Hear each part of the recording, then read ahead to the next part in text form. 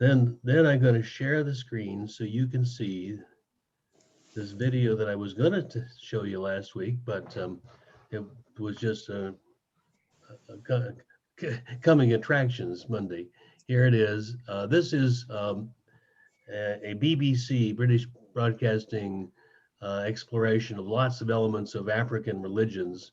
This is, I think, early in the beginning when it talks, and we're just going to watch about 7 or 8 minutes talking about the spirituality of African indigenous religions, traditional, that are common to most of the religions around. So let's just watch this and enjoy it.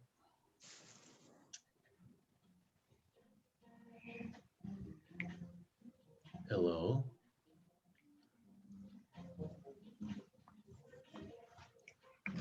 Well, that didn't work. Let me try that again.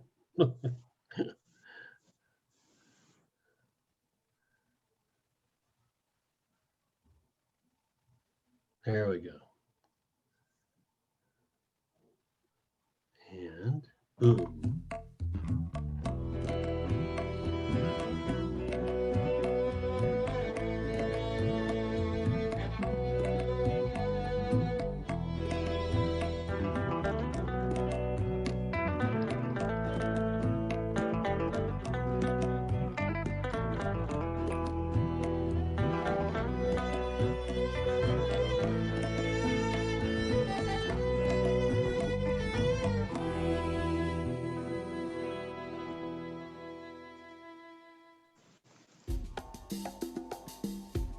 Religion in Africa is a way of life for many. Humans have long had some kind of belief system. For thousands of years, Africans followed their traditional religions. In time, many abandoned these in favor of new ones. In this program, we examine the indigenous religions of Africa and how these practices have endured. We look at Judaism and early Christianity. What was their influence on the continent, and what impact did Africans have on these religions? And here's the ad. Thank you, YouTube.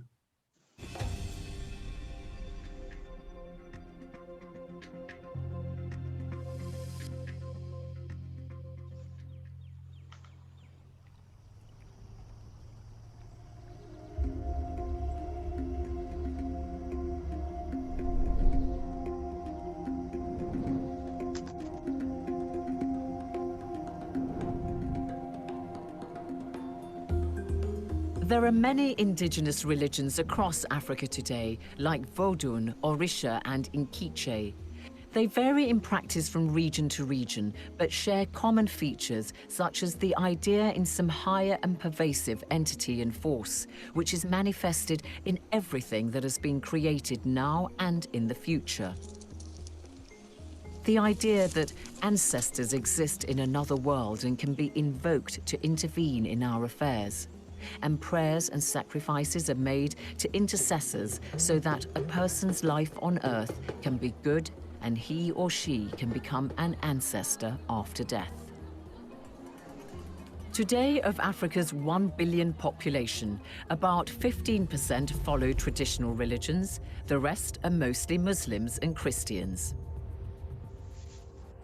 To find out more, I travel off the beaten track in southwestern Zimbabwe to meet a remote community in the Matobo Hills in Matabeleland with Zimbabwean culture expert Patisa Niati.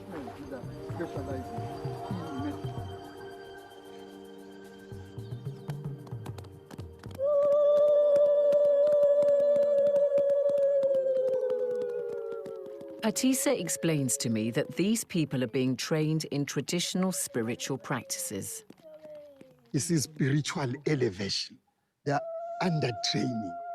There are two things that are very important. Ululation, it's a show of reverence. And then secondly, they were mentioning the name of the ancestor. That's very important. So through ululating and also clapping hands. When you clap hands, you are showing reverence. And it summons the spirit. That's right.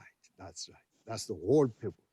What we are witnessing here is spirituality. It wasn't religion. It's not proper to call it religion. It's spirituality for us. But that spirituality is what ensured fertility of the soil and sustenance of the human race. So just list for us then what those fundamental beliefs were, that power resided in nature, that there were gods present in trees, in plants, in the soil. It all starts with the nature of person. When you look at me, what is my nature? Western society will see me as flesh, blood, and bones. For us, yes, all those are there. But more importantly, there is spirit. We believe, Africa believes in the soul, in the spirit. And the two are married. When I die, death is not the end, but the beginning of longer life, eternity. That's what Africa believes. This is why you're going to find death ceremonies, rituals are quite complex. They are meant to guide the spirit, going wherever it is going, perhaps to some constellation. Stars were very important. It's a pity that Africa is losing a knowledge of astronomy. Our forefathers were studying the stars because you learned a lot. Even during the night, stars will tell you how advanced the night was. So spiritualism has that basis. And then we had that ceremony, which we call bringing home ceremony, where you are inviting the departed spirit to come back, say after a year, to look after its progeny. So when I die, as a spirit, I'll come back to look after my own children. This was fundamental to African spirituality. And your grandchildren and so on and so That's forth. right. And that just lasts forever and ever. Forever and ever. And you'll watch over them, make sure they have enough to eat, that they are successful. Good life, good health, right, all that. So for us, spirituality was functional. So these spiritual people here, men and women, help people connect with their departed ones. Is that what it is? And also veneration of nature. Yes, because for us, without nature, you really can't talk of spirituality. It's all interwoven, interacted, interrelated. It's all one thing.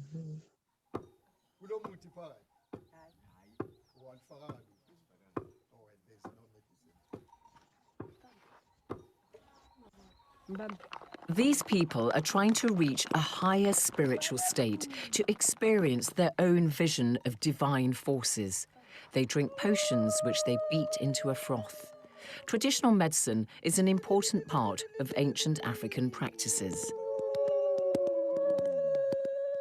What is in there? Some herbs, but when you do the stirring, start frothing, you don't take the liquid, only the froth. And she's showing you how she's consumed. It's time, I think, for Patisa and I to take our leave of them all, to let them get on with their efforts to seek divine inspiration.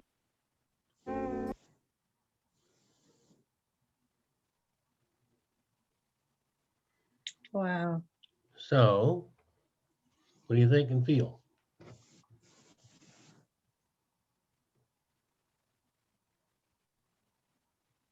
In some senses, very well connected.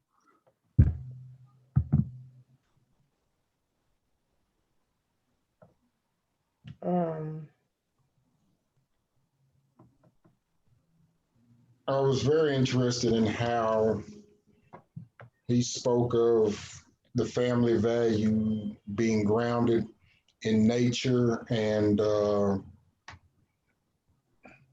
tradition. Yeah.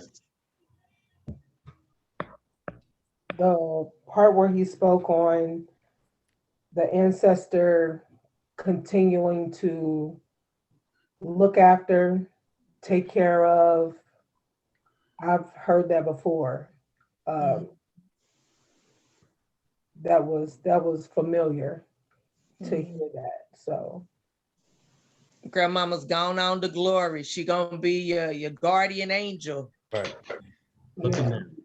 That's what we teach, you know what I'm saying? They're what do you say, to be absent from the body, to be present with the Lord, you know what I'm saying? But we teach that they're no longer with us in body, but they're here with us in spirit at this present moment. But it just shows that it has gone not just present day, but it comes from our ancestors as well. It's just traveled that far back up into this present moment.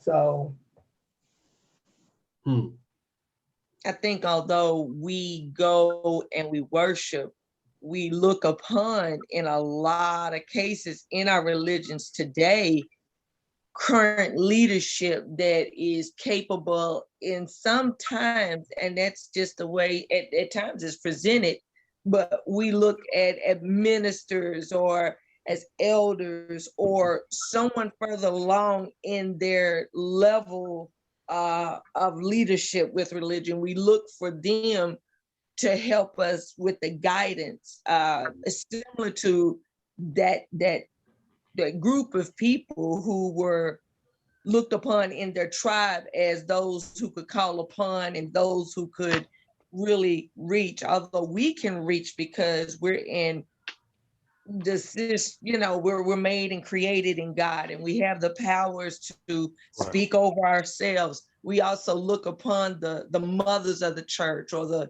ministers to really be that, you know what I'm saying? Like that head folk. We look for them to deliver us the message. We look for them to give us the sermon of that week, what God has laid upon them to deliver to us. Okay.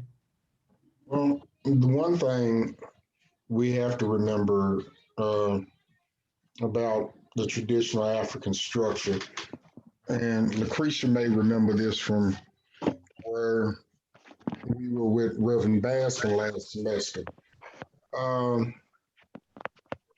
We had become so lazy that we depend on Ancestry.com to teach us who we were. And we have lost track of what was known as the griots, those who knew the family that would teach one from another and keep passing it along and along and along. And now, Absolutely. And now it's gotten to a point where our younger generation, I'm not going to say all, but some are like, I don't want to sit and listen to learn. I don't want to hear that mess, that's a waste of my time. And when you sit and go, this is who your great grandmother, this is who your great great grandfather was, and they sit there and go, so? Yeah. Ain't got nothing to do with me. Yeah. And that, that's one thing that I try to instill in my daughter, know your Well, family. you just have to find a way to give it to them, or the way you feed it to them. The way I fed it to mine, because it's just the way they're different. They're just different. They're weird. This is the generation that knows all but know nothing. So smart, so get stupid. That's what I call them. I don't mean to offend nobody, but like I told mine, we can go back to our ancestors or even back to slavery, the things that we had to eat because we had no choice. We was forced to eat the leftovers, the leftover of the hog, the leftover of the cow. So the hooves, the whatever, the chitlins, whatever. So now we got the high blood pressure. We got this, we got that. Grandma had the swollen ankles and so on and so forth, but that was good eating. You know what I'm saying? So now we have all these different health issues that have been passed down. So the way I fed it to mine was, look, you might want to know your family history because on your daddy's side, this carries on down the pike, and on your mama's side, they got everything under the sun, but this links back to this person and this person and this person. And then, on this side and this side, and that made ears perk up because you never know when you have kids, it may not affect you, but when you have kids, this could, so just so you know, for your kids' sake. So we got to kind of, the approach, the way we feed it to them, they may be intrigued on listening, but sometimes we can't force feed them the way things were force fed to us. We were a different breed. That's So true. our approach has to So be you different. find ways to show how it's practical, but Yes, it's still interconnected. We're not disconnected from the past. That's what yeah. Well, Okay, this society has, that's their message. Look towards the future. Look what's ahead. Oh, the history is past us. This is a new generation. We're the leaders. And so it's implanted in everything, being cell phones, televisions, styles, what they read, what they watch. And This- yet, like with this storm with Houston, they had to go back to old history ways and burning wood and all of that. So it all comes full circle, Miss Kim. Okay, Honey, the so 28-year-old that knew everything. Yes, we're in going- Houston. we're going down a rabbit hole, folks. All right. Off the topic. It's a good topic, but it's not the religions of Africa that we started. It's connected, but only more and more tangential. Who else could add something that you want to comment about the video? The whole bringing home ceremonies and how they really believed in spiritual elevation through like making those potions and the way what he called as frothing. I just found that, just interesting how they use these herbs and earthly minerals and earthly nutrients in their rituals. I mean, that's not something that, me growing up in Baptist church, I mean, we didn't do that, but No. right. Right. Yeah. But how about the going home ceremony? Mhm. Bringing home was, they say after, like, someone who has crossed over to the other side, they would have that bringing home ceremony Mhm. as a way to, I guess, call them back or call them their guidance, them for help. Yeah. I was struck There- by the similarity between that phrase and Mhm. what many Black churches call funerals. Right. I'm going. But they look like the Oh. opposite. It looks like they're Right. celebrating. It is a different time, but I was just thinking The term, exactly, the word, yeah. the linguistic Well, connection. Yeah. Look at the way that Black people celebrate their deaths in New Orleans. Right. Oh, that's a singing. You going home. You got the two-step band, and here we're in mourning and we wear black and I really don't understand where they came from, because now when you look at from the aspect of, the elders, like the gentleman was just saying, it looks as if it's a celebration. They're, crossing over. Well, they have some African tribes where you said the black or whatever. They have some African ceremonies where they wail, Yeah, well, yeah. and that's their celebration of who can wail the hardest or the loudest. So each custom, does something different. Yeah. So, okay, so I wanted you to kind of have that visual experience that really spoke to me about, oh, that's more than I knew that I could get from reading books anyway. So the assignment I gave you was to look up and doing some research, since the reading wasn't accessible to most of us.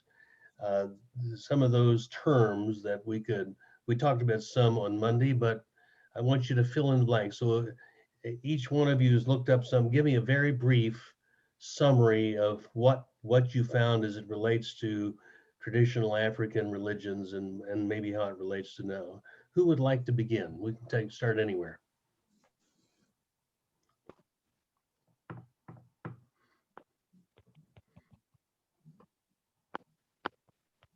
I'll get mine out the way. Okay.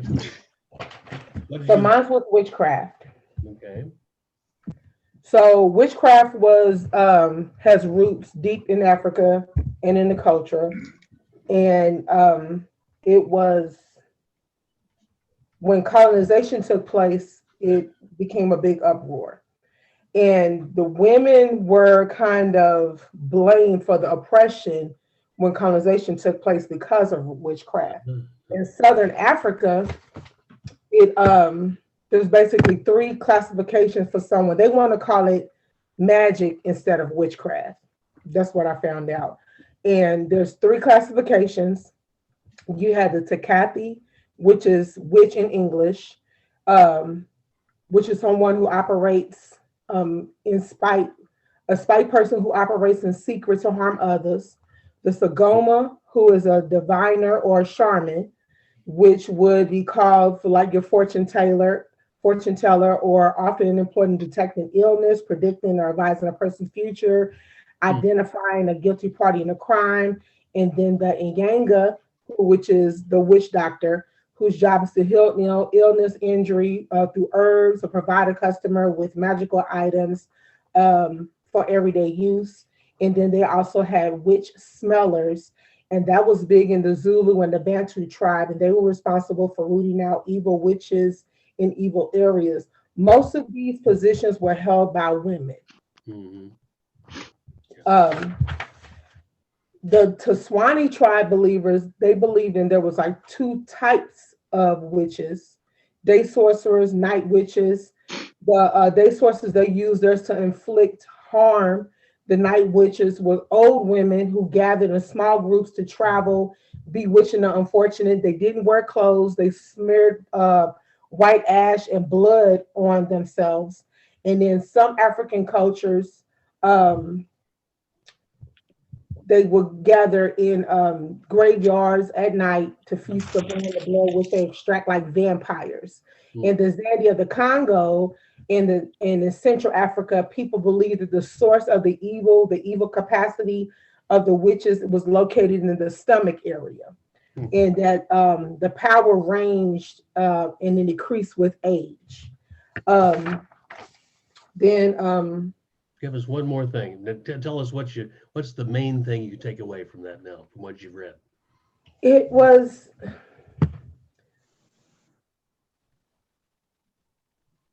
it was their main source is where it came from. That was their main religion. Everybody practiced it in a different manner. The one thing that kept jumping out, regardless on wherever it was, they didn't. It's really looked bad upon to be even declared a witch because people are being killed. But they felt that jealousy was the root. Don't get too big upon yourself. Um, because you will be brought down. Don't ever feel like you're better than the elders. They will bring you down to size. Then there was one part that I thought was really interesting. It would also they thought it was witchcraft was the explanation on what was the cause of a lot of things that was happening bad within the families. And they gave different reasons on that. And then when the colonization took place, the Pentecost was the reason to kind of help control witchcraft in two different manners. So it was a lot that I came across. I couldn't put it all into one capacity, so I'm reading real fast. That's good. That gives us a real good feel for it. And there are still witch hunts today.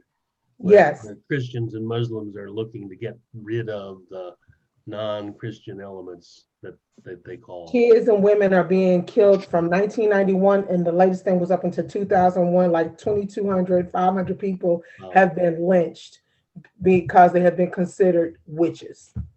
Okay. Very interesting. All right, thank you. Who's next? The one you sent me was on spirit possession. Okay. There was a lot to take in on that. I just gleaned from different sections. It started that this spiritual possession was a psychological understanding that was mainly found in marginalized women.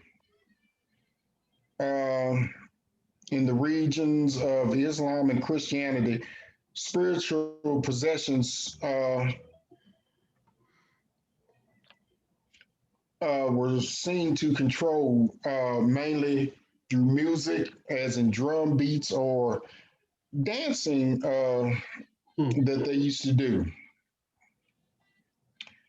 It also stated that regardless of how long of the possession, The spirit signified the bond of the possession, and the woman that in this section they said was being possessed was considered the bride because of the bond, and they considered it somewhat of a marriage.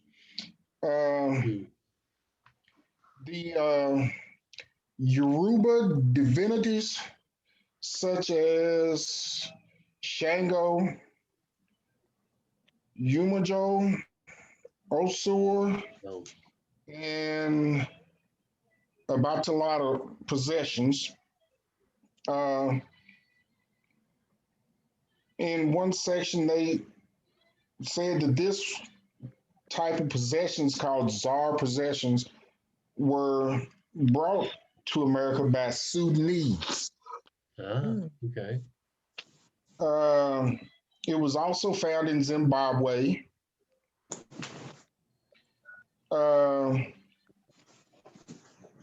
The main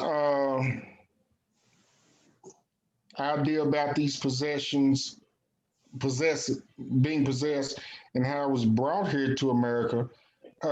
In Zimbabwe, there was a white ruler named Ian Smith, and he had this penchant about attacking Muslims and other people in the country to keep them on a poor standing to suppress them.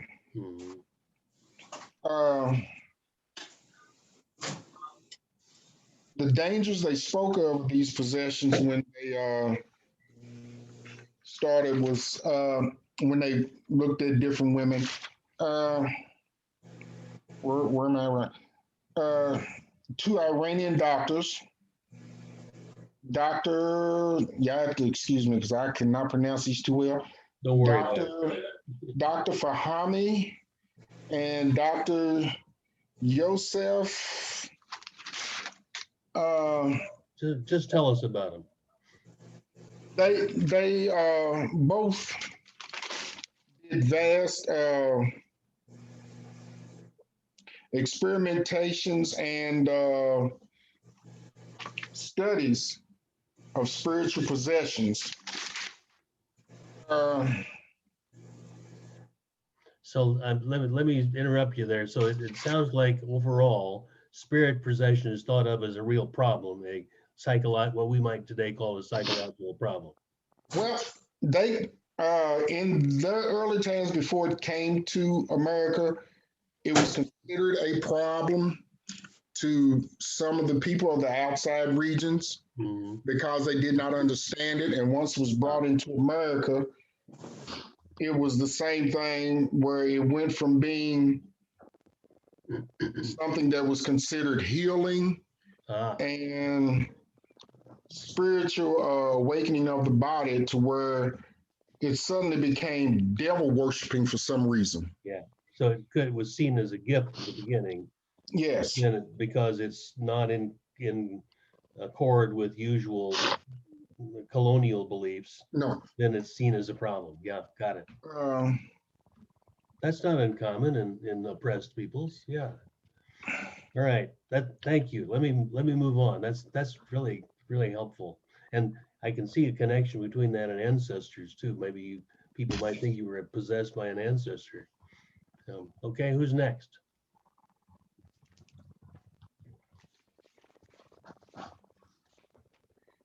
I had set my word or term was second sight, and what second sight is really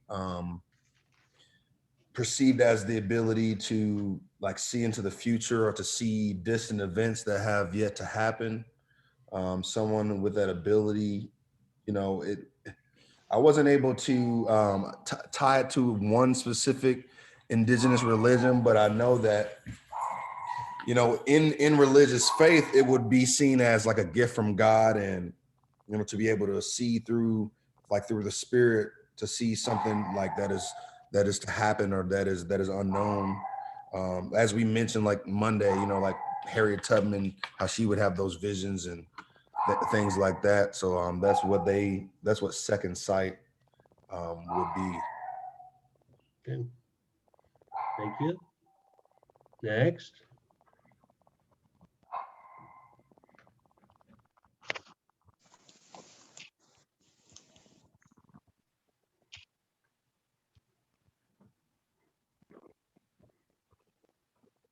I'll go next. Thanks, Malik.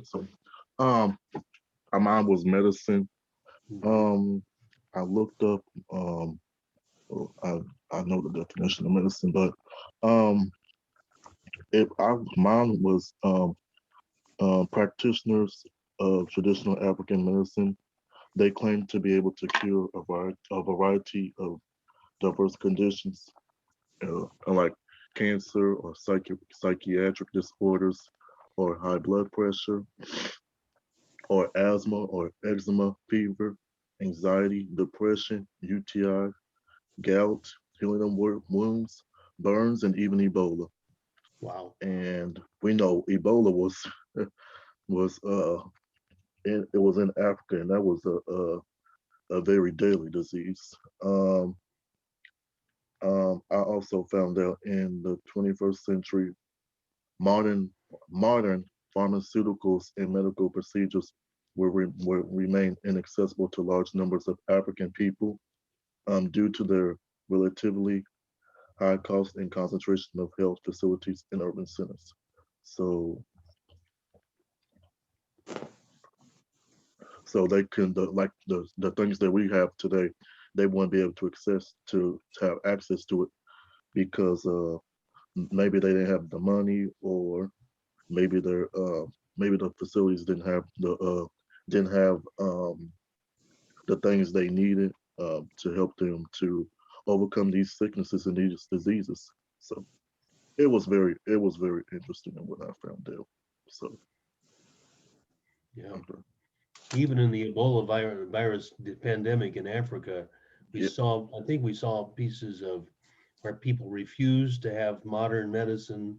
Yeah. They didn't want the what we would call doctors taking care of them. Yeah. They trusted their traditional magical medicine more than that. Ebola was a virus, by the way. Yes. Any similarities? Yeah. COVID. Yeah. COVID, just like COVID. Dr. Sawyer, you gave me Ancestry. Uh-huh.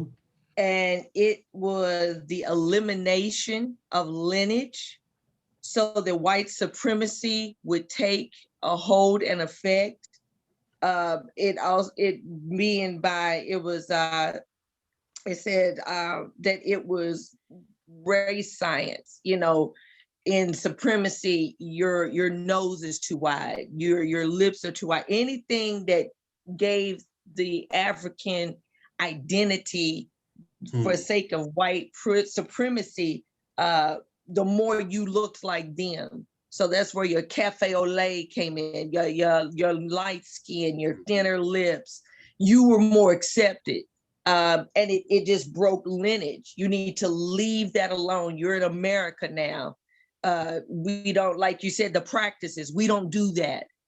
In this country, you're going to do this, and you're going to listen to us because we look like this. And, based on your lineage, hair texture, body shape, eyes, it meant that all of the physical traits of your ancestors and everyone behind you that we were educated on, it stopped before, so the race, the white supremacy could take in effect. Interesting.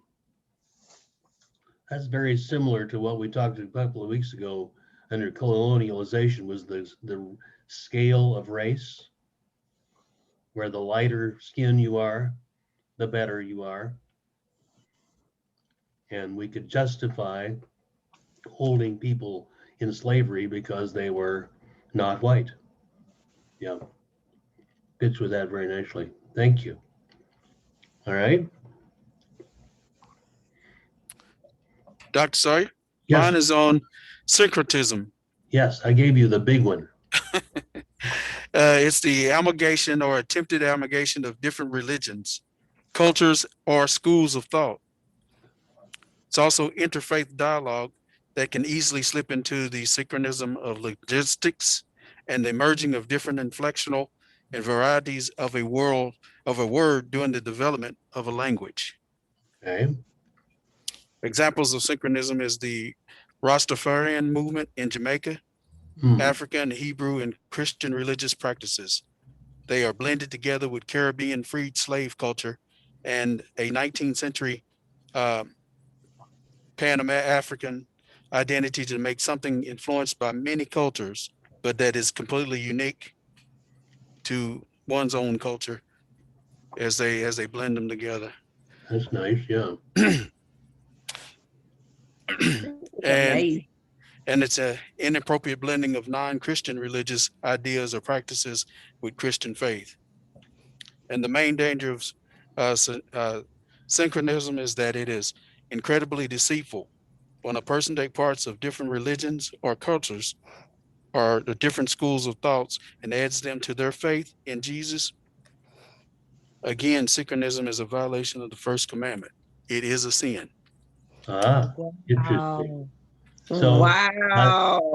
but by the way, the it's hard to pronounce. It's called syncretism. Syncretism.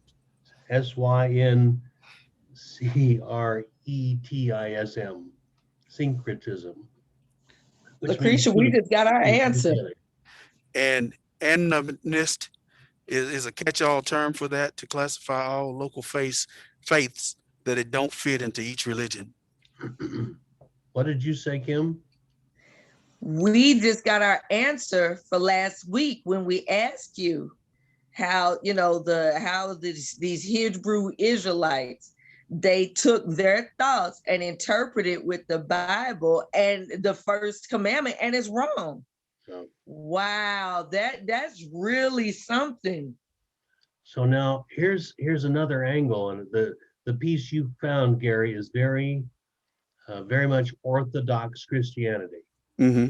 And that is, and there are places in the Old Testament where God gets mad at the people of Israel because they incorporated the idols of their native countries, or the surrounding countries into their practices of religion. At the same time, and what part of what we're looking at here is looking at current Black church practices and seeing, isn't it possible that incorporated and amalgamated is the word, I think, but kind of infused in that are elements of other religious experiences and practices, so that in a way every religion is somehow a hybrid of other religions. And next, if you take let me just say a few words about that. If you take History of Christianity 1, next fall, we'll talk about how Christianity got influenced by Greek philosophy.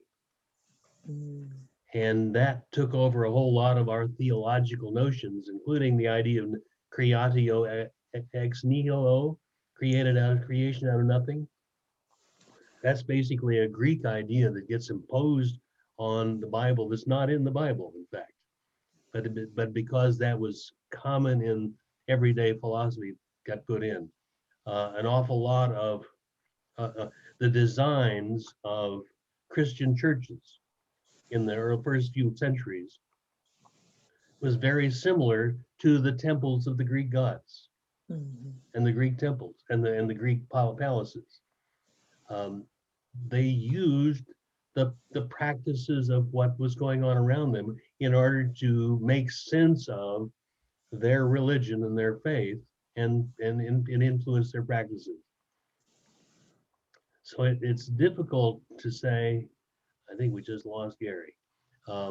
It's difficult to say that it's an absolute sin to incorporate other ideas into your faith. It's very difficult to say that. And I think, and part of what I want us to think about is what elements of African traditional religion, which can be seen as pagan or non-Christian, have been incorporated into, without apology, into a lot of practices of our churches today. The Israelite group has done a really nice, really clear job of amalgamating a bunch of stuff and making it their religion. That's clearly that. But the Christian faith is not immune to that. We have done an awful lot of that over the last few centuries. That's my view of it. You have to watch my agenda here, but that's what I'm suggesting. Thoughts about that syncretism business? But that's a curious thought that I've always had sitting back in a corner. There are some Baptist and Christian churches that say they are traditional African churches and how they practice their beliefs. So listening to you right now, how would they blend the two to where they function equally? I'm not familiar with that exactly. That'd be interesting to explore. I mean, because I know there's at least one or two traditional African churches here in Louisville, and they practice, the true African traditions. Where is this at, Mr. Walker? Yeah, wow. I don't know offhand where they're located, but I had seen a couple of them. They were talking about them on the local news, where they practiced the standard African beliefs in Christianity the way it's practiced in Africa. Okay, interesting. That'd be interesting. But do they call it in Africa Christianity? I know, but what I'm saying is, how do they find an equal point in the two to where, it's understandable and there's no conflict between them? One of the things I will say about that, just to interject the professorial thing, is that religion, that spirituality, the experience of God, is a very fluid and flexible thing. It's been very amorphous. It's hard to get a hold of.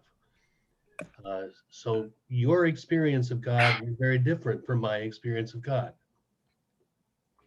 We find commonality in communities where we say, oh yeah, okay, we'll all believe this and we'll all practice it this way. And so we'll all be Baptists or Methodists or Presbyterians or whatever we say we're going to be. So if a group has found a common experience of God in however they put it together, that becomes a spiritual reality. It doesn't have to conform to the, here's the word orthodox, which means right belief, that somebody has said, no, this is the only way to be Christian, which, by the way, Anglo-Saxon white Protestants have said, and Martin Luther and evangelicals, even Christian evangelicals say there's only one way to be Christian, and that's my way. Because I have a friend, she's Methodist, and every now and then, I would go to Bible study with her. And one Sunday I went to church with her. And the one thing I found different with this church than the rest of them I went to, the time I decided to go to church with her was on communion.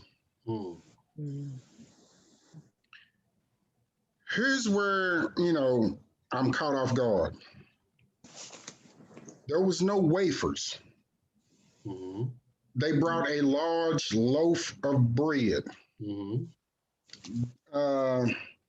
After the service, I talked with her. I'm like, where'd y'all get that at? They said, no, the bread is handmade. Each ingredient as it's being made is being blessed. And children are not allowed to do communion in their church Okay. because they are actually serving wine. And we were talking about, I said, I'm not trying to be funny or anything. Is this, every blue moon thing? She said, no, this is the way we practice communion every Sunday. Oh, wow.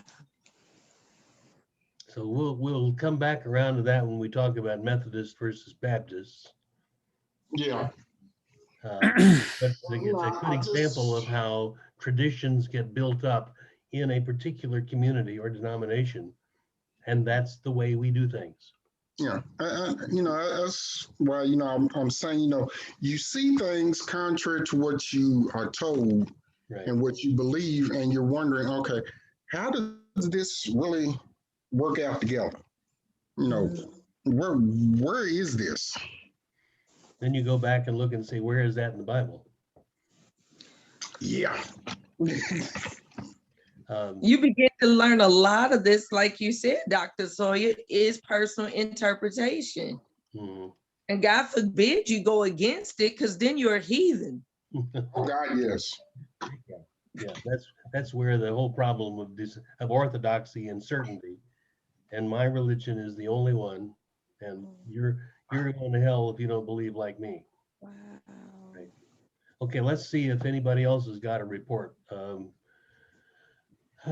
Maya, do you have a report for us? Laird, your heart. All right. Stephen, are you there? Can you talk to us? Or are you busy working? I don't leave anybody out. Okay. So let me move on. Then that gives us a general idea of what we started on Monday is the varieties of and the nature connected, the interconnectedness and holistic spirituality of African religions as it begins to, and we started talking about how it does or doesn't tie into the practices of African Americans today. And there's, in some places you can see a pretty clear line, other places, not so much, but yeah. And then that whole question of syncretism. So I want to talk next a little bit about what's coming up in the future in this class, all right? Here's we get down to what's going to happen next. I'm looking ahead to your term paper and your class teaching reports. I want folks to study either Methodism or Methodist or Baptist or Pentecostals or prosperity movement or civil rights, and then teach a little piece of a class on the weeks when we talk about those subjects. So you're going to be prepared to kind of be doing that. I wrote down what some people had said they were going to study, but I haven't heard from everybody. I wish you would this week before you're done with this week, send me an email and tell me, remind me if you've already told me, or if you change your mind, or if you need to talk to me about which ones of those you want to study and make a presentation of. Okay? Questions about that? You're going to make your presentation in class, and then the paper's not due until the end of the semester. But this is a piece of sharing the good stuff.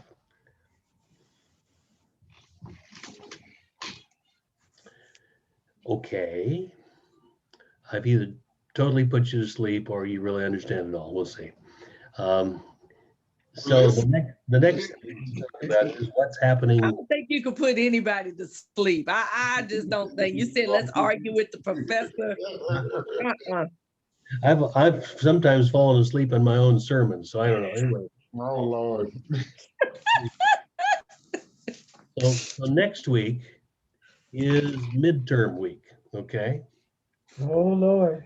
No. On Monday, we will meet and we will review, which is to say your old professor will help you get ready for the exam. You can start getting ready for that exam by going back and looking at the readings you've read, going back and looking at your notes from the classes we've had, going back and looking at the papers that you've written, the weekly reports. We'll have that, a lot of that information will be there. And then I will give you a little study guide on Monday of things you need to kind of have in your mind, from which some of those things might be on the exam, you see. The exam will be on your own on Wednesday. I'll put it on Canvas, and it'll be available Wednesday. It'll be multiple choice, true or false, maybe some matching, I don't know. I don't think I'm going to do an essay question, but I might be inspired to put one together. We'll see. But mostly it's designed to reinforce for you what you have been learning in this first half of the semester. Those ideas, those names, those dates, those places, the chronology, the culture, and the trends that happened in all of those topics which we talked about, which was the whole business of colonization. First, the study of history itself, then colonization, then the Reformation, and now the indigenous African religions. All right, those are Dr. Sawyer, you got me up here getting ready to start sweating. You want me to remember these days? I can barely remember what I did yesterday. So you're gonna have to break that down, help a girl out or something. I will get so. I'm being just completely honest. Just Don't be laughing at me, Mr. Walton. I'm sorry. Look, only thing I can think of, I have papers laying here everywhere. When you said them days, I just started 14, 15, 16. I said, what you eat yesterday, Cretia? That's all that started rolling. You know, I got real nervous over here, lightheaded, woozy. So I just had to speak up right now. That's good. Here's the deal. I want you, in terms of the main thing in order to have dates is to say what came before and after and in between. So for example, I've mentioned Charlemagne, I've mentioned Christopher Columbus, I've mentioned Martin Luther. Who came first in that list? Martin Luther. Who came first? Charlemagne. Oh, shit. Charlemagne. Probably not. Charlemagne, Christopher Columbus, and Martin Luther. Oh, okay. See, this is the what kind of in what order, and then if you add, for that matter, Martin Luther King Jr. Who is the earliest of that group? Out of which group? Those four names I just gave you. Martin Luther King. Charlemagne, Christopher Columbus, Martin Luther. Martin Luther. Martin Luther. Earlier, before Charlemagne? No, Charlemagne is. I thought you just those three that you spoke. No. Christopher Columbus. It's Christopher Columbus. Okay. No, he said Charlemagne, didn't he? Okay. Yeah, he says Charlemagne, Christopher Columbus, and then Martin Luther. Took over Germany and forced all of those because that was the first forcing by war of. You know what, class? We are going to just come together in prayer. This is why we will do a review, and this is why we're talking about it now. But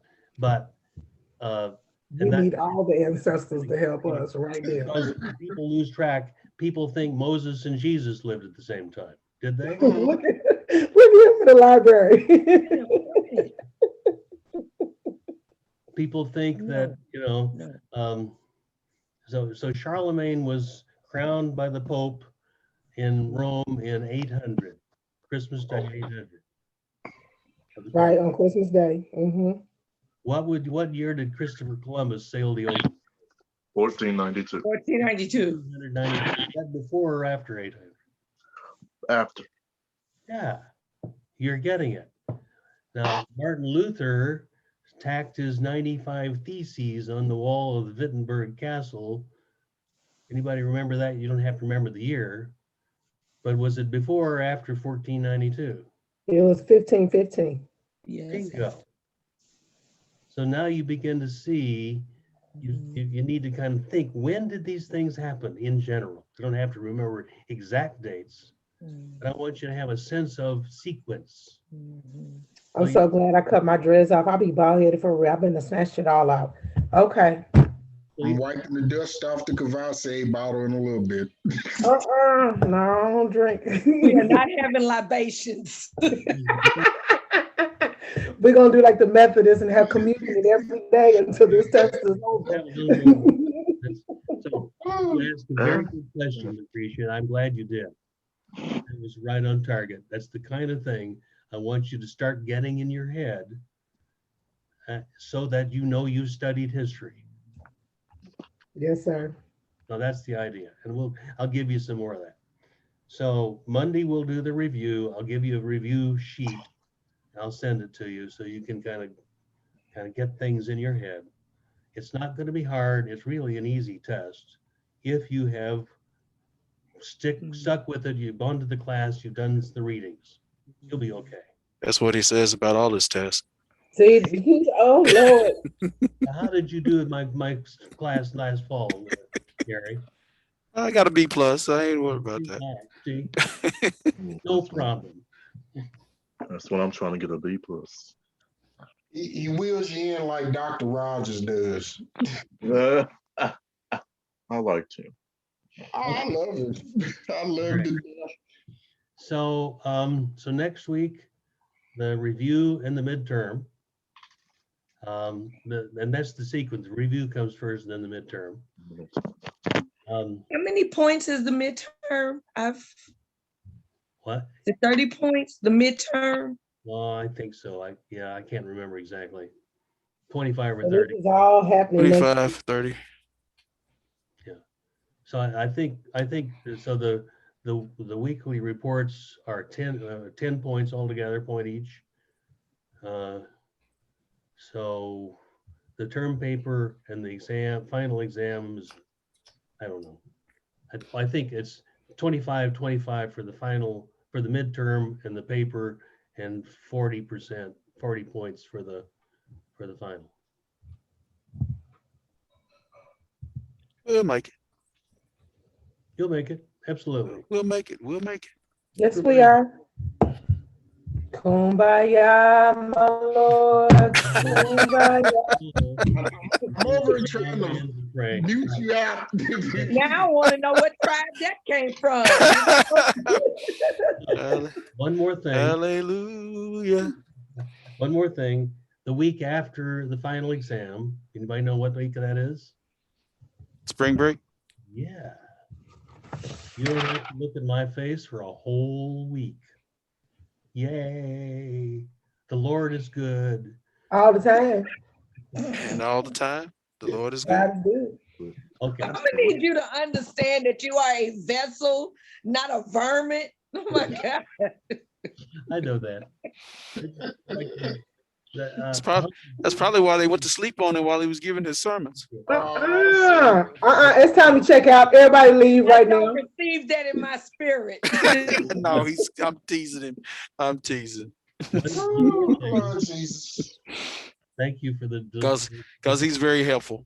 Very, very helpful. One more thing is that in the. Quit stealing my line, Doc. The what? Quit stealing my line. One more thing. Yeah. On the modules for next week, I will give you the assignment for the week after the spring break. Okay. So the readings will be there. I think it's starting with I don't remember what it is. I think it's the introduction to the PM, the red book on the history of the Black Church.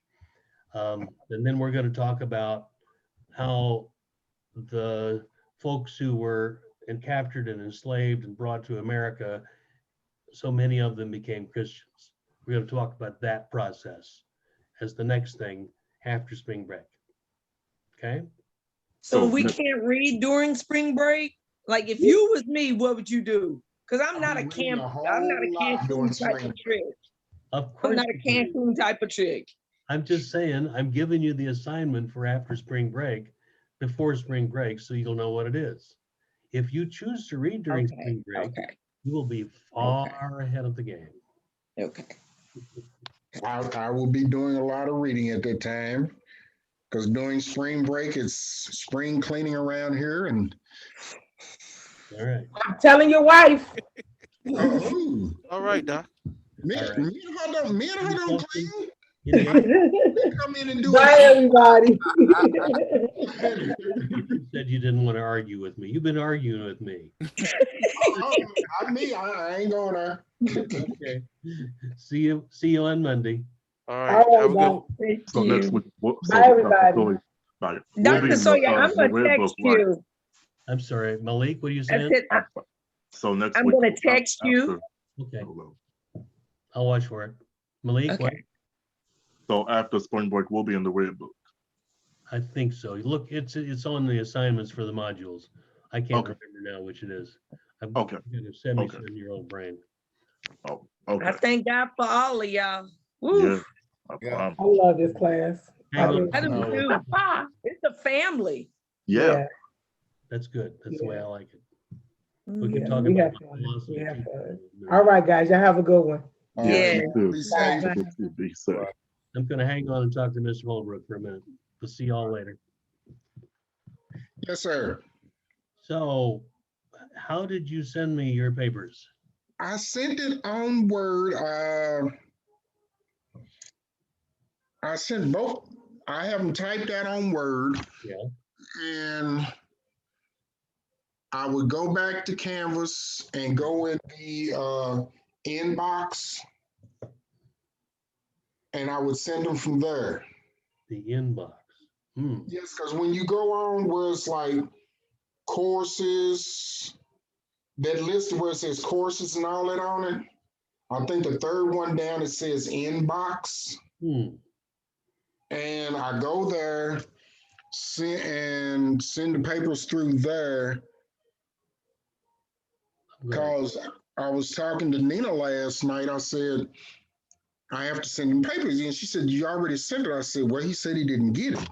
So, when I sent it again the other night, when you and I were texting, Right. I thought you got it. What I can do is like I did with Reverend Baskin, if you have a different email you want me to try to send them on, I can do that. Well, let me look and see if I can find it. Say again what it was you said inbox. When you Let me share my screen again with Okay. you and show you what I'm looking at on Canvas.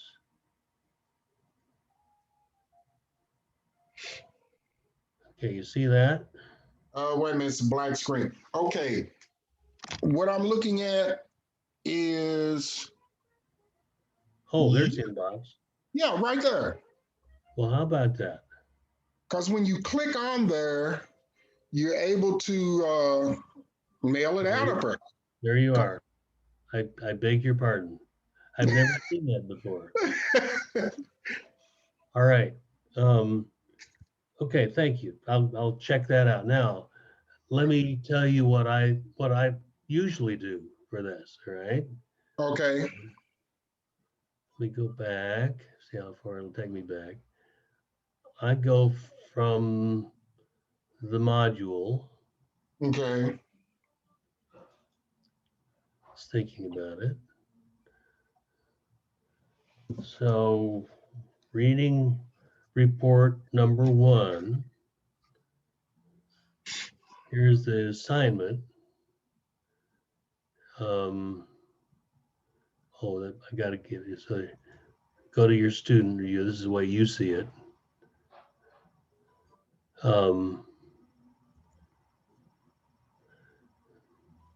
Okay, I have seen that. I have seen that. Let me see how you're operating this here. So I go find that assignment, that and under the module, you can also Okay. find it under assignments. But I start everything with the modules as easy as way. And it'll give you the assignment, and then there's tells you what it is, just asking you to do, and then there's a submission type. Right. Is you gonna send me a file, or are you just gonna copy the entry and text me it and put it in there?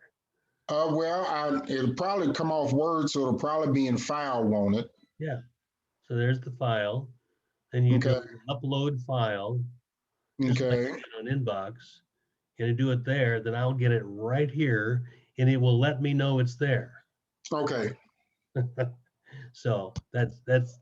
Oh, I'm glad we figured that out. You've taught me something new about. I had been kind of skeptical of that because I didn't know how to use that portion right there. Right. Right. And I would just hit where it says comment, Right. and I was sending papers in like that. And That works too. It's not as well, the problem with it is I sent it in like that, and Dr. Robinson, he couldn't even find the paper. right. Yeah. I said, okay, let me go back. It does the grade book doesn't catch that as a submission. Yeah. It only sees it as a comment.